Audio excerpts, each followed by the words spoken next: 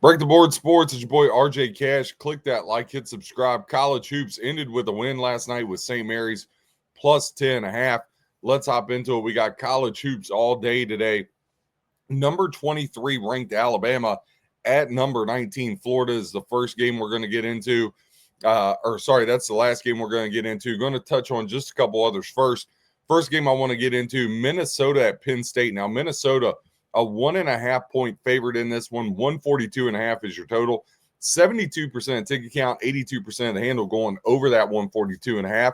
28% ticket count, 18% of the handle going under 142.5. Now, as far as the side goes, Minnesota laying the 1.5 on the road in Beaver Falls there at Penn State. 63% ticket count, 86% of the handle. As where Penn State getting 37% ticket count, 14% of the handle. They're going on the Nittany Lions. When you dig in a little deeper to the game, obviously Penn State 9-12 on the year, kind of been a little bit of a disappointment. Minnesota kind of in the same boat. They've had some quality games. They had Wisconsin down the other night, led pretty much the entire game, and then gave that one up away late. They are 10-11 on the year.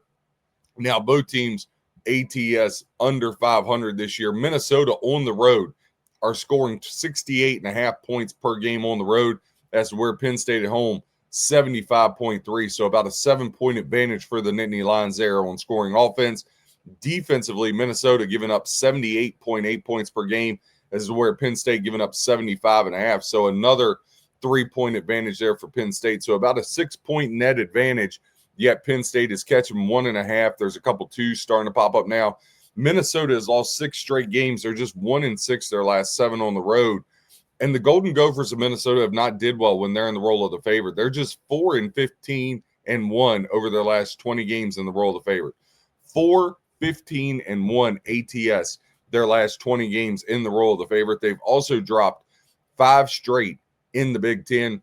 Now, Minnesota's played to the over 13 of their last 19 games when they've been on the road at Penn State. Now, Penn State, we talked about Minnesota losing 5 in a row. Penn State's no bargain either. They've lost 8 in a row. They're just 1-4 against the spread over their last 5. They've lost 10 straight versus the Big Ten. And when they're in the role of the dog, 2-4 ATS in that role. Here are the Nittany Lions of Penn State. When I look at this game and try to get a handle on it, obviously, I think the line's about where it should be, 1.5, 2. Problem is, I think the wrong team is favored. Look, Penn State has been no bargain either, like I said, but Penn State beat this team last year in Minnesota 69-60. I like the Nittany Lions here, +2 today as the home dog. I think they break their 8-game Big Ten losing streak, and Minnesota's losing streak continues to roll on. So I'm going to go with the side of the Penn State Nittany Lions. Next game on the board, TCU at Colorado here. Now, TCU, a 1.5-point favorite. 153.5 is your total. 41% of ticket count, 34% of the handle going over. 59% ticket count, 66% of the handle going under 153.5.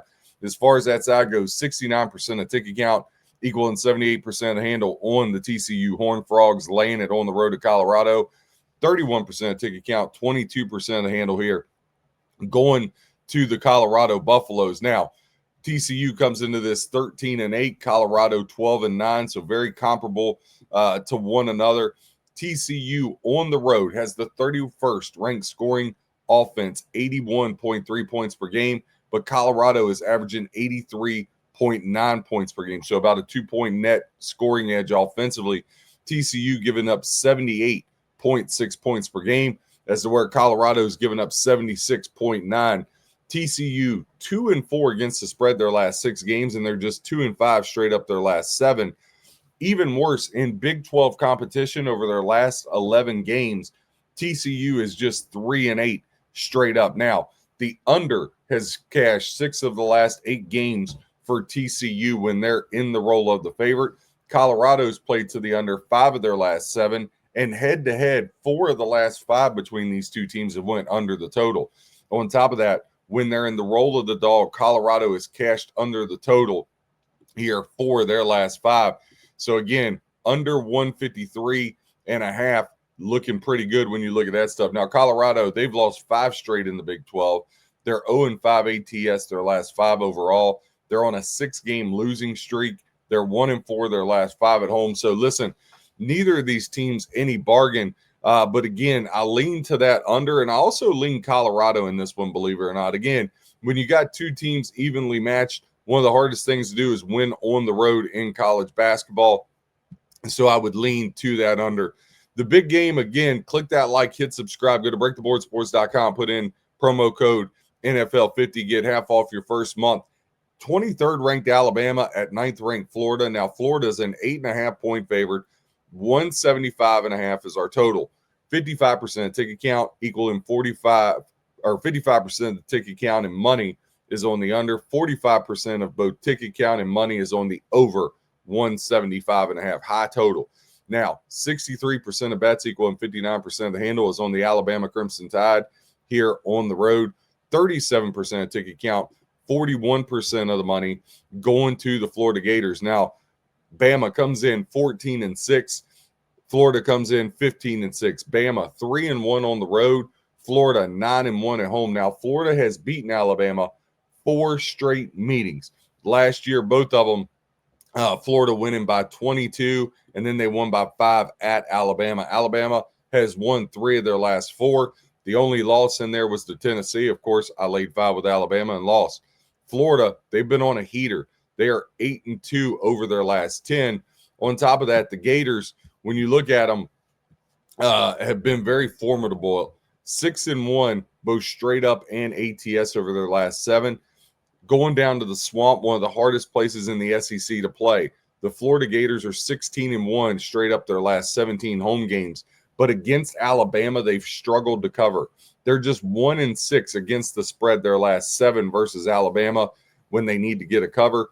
But they're 13-2 ATS against the rest of the SEC. Alabama, on the other hand, they haven't covered in 5 straight against Florida, and they're just 1-4 straight up their last 5 versus the Gators. Bama overall, though, 11-4 their last 15, 4-1 ATS on the road at Florida. So again, hasn't covered any against Florida, but on the road, they've had success against Florida. Bama, 2-5 ATS their last 7 in the role of the dog. Now, they went over the total. 4 of their last 5 on the road has Alabama. When you look at your scoring offense and your scoring defense for this, Bama has the number 1 ranked scoring offense on the road in the country, 92.6 points per game. Florida averaging 86.1 points per game. Alabama giving up 88.2. Florida only giving up 67.8. So this is truly going to come down to style of play. If it's a fast-paced game, it's going to favor Alabama. If Florida is able to slow this thing down and really grind it out, Bama's going to find themselves in a whole lot of trouble. They have to play at a very fast pace for them to be successful. With that being said, best bet on this show of the 3 games, Alabama plus 8.5. I like all 3 dogs here. Colorado plus 2, Penn State plus 2. Those are my leans. I lean Colorado, TCU under 153.5.